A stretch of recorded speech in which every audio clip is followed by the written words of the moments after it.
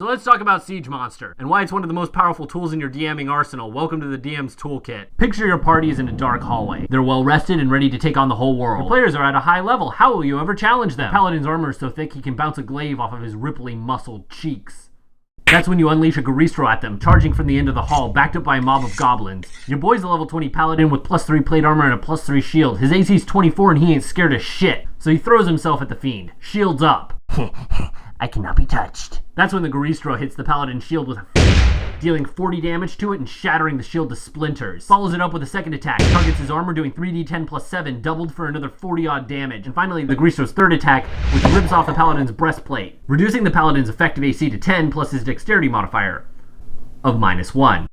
The paladin, stripped of his AC, is promptly mobbed by low-level goblins, practically vanishing in a cartoonish sea of attacks that a moment before would have pinged off his armor with no hope of success. This is a pants-shittingly good way to give an overconfident party a rude awakening. Like a spring awakening, but the main theme of change is your party being changed into a thick, chunky, wonky paste. How does it work? So as a base, you must adjudicate the AC and hit points for any given object. Fortunately, we don't have to be too creative. The game devs did that for us. In Tales from the Yawning Portal, you have animated swords and shields that each have an AC of 17 and 17 health. And animated armor has an AC of 18 and 33 health. Objects are immune to poison and psychic damage. But in the example given, the paladin's armor and shield are magical items and gain an additional +3, so it has an AC of 20 and resistance to all damage. Now the Garistro has a trait shared by itself and 22 other monsters in the game called Siege Monster.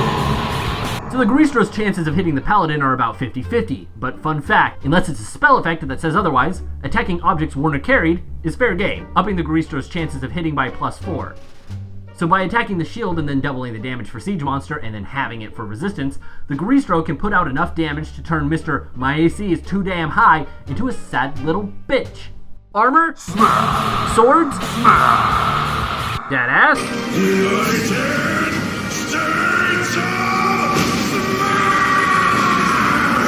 I personally have a party of little shits with high AC builds up the wazoo by the power of min-max, so I've taken to homebrewing low-level monsters like ogres to have this ability to smash the party's self-confidence and give the ogre's orcish henchmen a chance to terrify and bring actual tension to their attacks, since your AC is now 9. Now have fun killing your party, the end.